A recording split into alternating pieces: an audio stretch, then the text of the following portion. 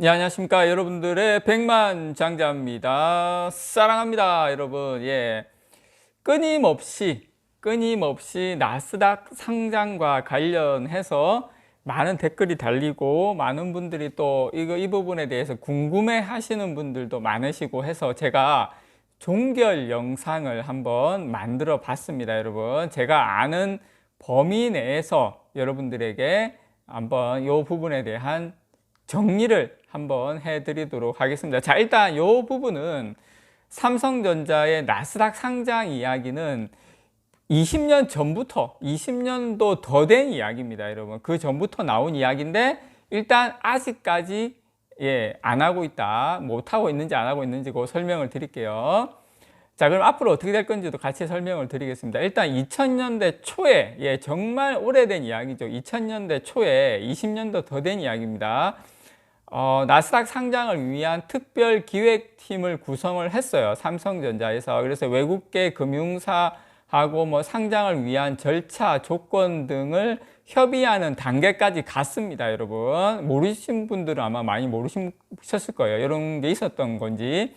그래서 구체적으로 내부 회계 시스템을 국제 회계 기준에 맞추고 3개월마다 경영 실적을 공시하는 나스닥 시스템에 대응하기 위한 실무 작업까지 진행을 했던 것으로 저는 알고 있습니다, 여러분. 당시에 반도체 부문만 따로 떼가지고 먼저 상장하는 안하고 그 다음에 삼성전자 자체를 상장하는 안을 놓고 검토하기도 했습니다. 이게 지금 나온 이야기가 아니에요. 예전부터 있었던 이야기예요. 그 당시에 최도석 당시 삼성전자 이제 사장님 계시는데, 이분이 증권거래소에서 열린 기업 설명회, IR이라 그러죠. 그래서 나스닥 상장에 드는 비용하고 수고에 비해서 이게 생각보다 비용이 많이 드는 거예요. 그리고 수고도 많이 들고 거기서 이익이 없다고 판단이 됐어요. 그래서 와, 이거 생각보다 비용이 많이 들고 이게 엄청나게 일이 많네, 이런 부분이 그 당시에 삼성전자가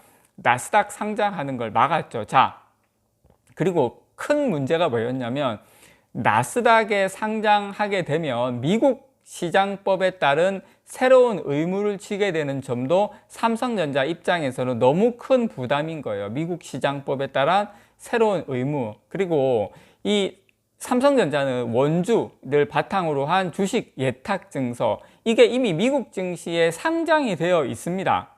나스닥 상장을 하지 않더라도 이미 삼성전자 원주를 바탕으로 한 주식 예탁증서 DR이라고 그러죠. 이게 이미 미국 증시에 상장이 돼 있어요. DR은 국내 주식의 해외 거래를 원활하게 하려고 고안된 유가증권입니다, 여러분. 그래서 뭐 지금 삼성전자를 비롯한 우리나라 주요 기업들은 원주를 한국 예탁 결제원에 보관하고 이를 근거로 DR을 발행해서 미국이나 유럽 등 해외 자본시장에서 지금 유통시키고 있습니다. 그래서 뭐 우리나라의 그 시장 규모가 그렇게 크지 않았던 90년대까지만 해도 유동성을 높이고 뭐 이렇게 해가지고 삼성전자나 이런 기업들이 이런 부분에 대한 뭐 DR 추가 상장이라든지 뭐 이런 것을 했지만, 지금 상황은 굳이 한국 증시라든지 삼성전자의 지명도를 고려했을 때 DR 추가 상장도 필요하지 않은 상황이다. 이런 상황에서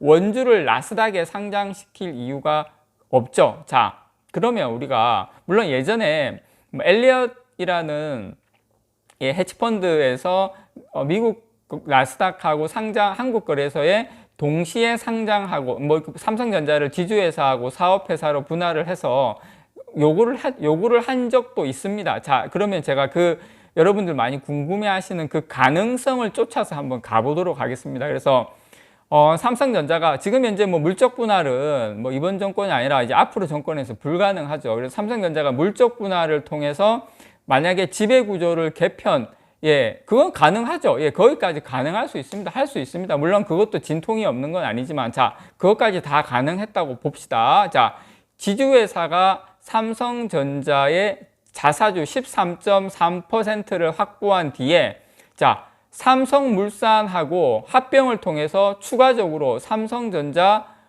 지분을 늘려갈 수 있죠. 자, 여기까지도 엄청나게 많은 진통이 있겠지만, 자, 그렇게 됐다고 또 가정해 봅시다.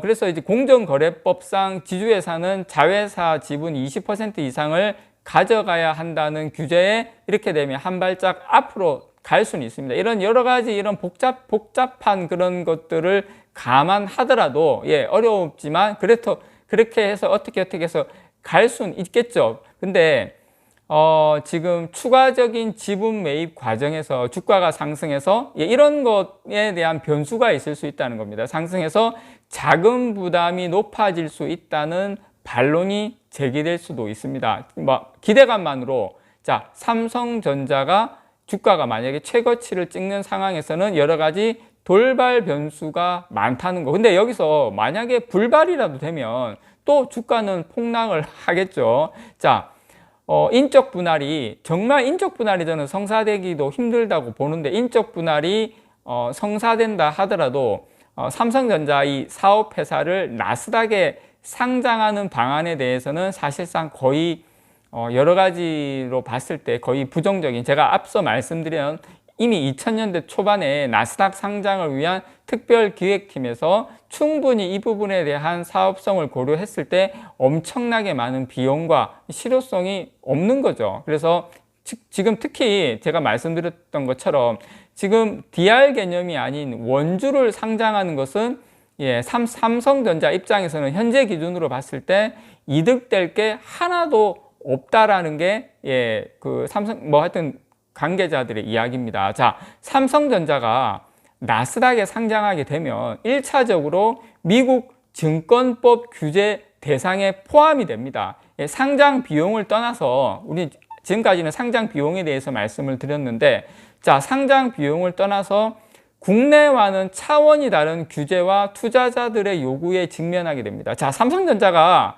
뭐가 답답해서 국내와는 차원이 다른 규제와 지금 삼성전자 국내에 있으면서도 감옥 가니 많이 잘나니 못나니 뭐 짜니 저 짜니 하고 있는데 뭐가 아쉬워서 미국 나스닥에 상장을 해서 엄청나게 국내와는 차원이 다른 규제를 받고 투자자들의 엄청난 요구를 받아들이면서 삼성이 그렇게 아쉬울까라는 부분에 대해서 여러분들께서 한번 생각을 해 보시기 바랍니다. 그리고 이렇게 되면서 미국 투자자들에게 삼성전자가 직접적으로 노출되는 것과 다름이 없는데 예, 국내 기업들의 경우에 자금 확보를 이유로 해외 상장하는 것을 검토하는 부분도 있지만 자, 여기가 핵심입니다. 삼성전자가 돈이 없어서 쌓아놓은 현금이 없어서 미국을 택한다? 자폭하는 겁니다. 그거는 제가 봤을 때 지금 삼성전자 오너 입장에서 그 엄청난 미국 규제, 법규 이런 리스크와 미국의 그 투자자들의 그런 요구, 빗발치는 요구를 안고 현금도 100조 넘게 가지고 있는데 뭐가 아쉬워서 미국에 자폭하는 것과 다름없는 상장을 한다? 말이 안 되는 이야기입니다, 여러분. 실제로 삼성전자는 과거에 유럽 증시의 주식 예탁 증서, GDR이라고 그러죠. 상장한 바 있어요. 유럽 증시 5곳, 예, 거래량 평균 한 6만 주에서 7만 주 안팎이죠. 국내 원주 한 주당 0.5주 가치를 감안하면 하루 거래량이 1,000억 원에 못 미쳐요. 이마저도 기관 투자자들이 대부분일 것이라고 예상을 하고 있습니다. 그래서 DR이 아닌 이 원주를 해외에 상장할 경우에 예, 차익거래 투자자들의 또한 공격 대상이 될 수도 있다는 주장도 있습니다. 그래서 삼성전자가 여러분 입장을 바꿔서 여러분들이 오너라면 뭐가 아쉬워서 나스닥에 그 힘든 비용을 들여가면서 가겠는가에 대한 여러분 생각을 한번 해보시기 바랍니다. 제가 봤을 때는 전혀 근거 없는 이야기라는 거 다시 한번 말씀을 드립니다. 이상 여러분들의 백만장자였습니다. 사랑합니다, 여러분.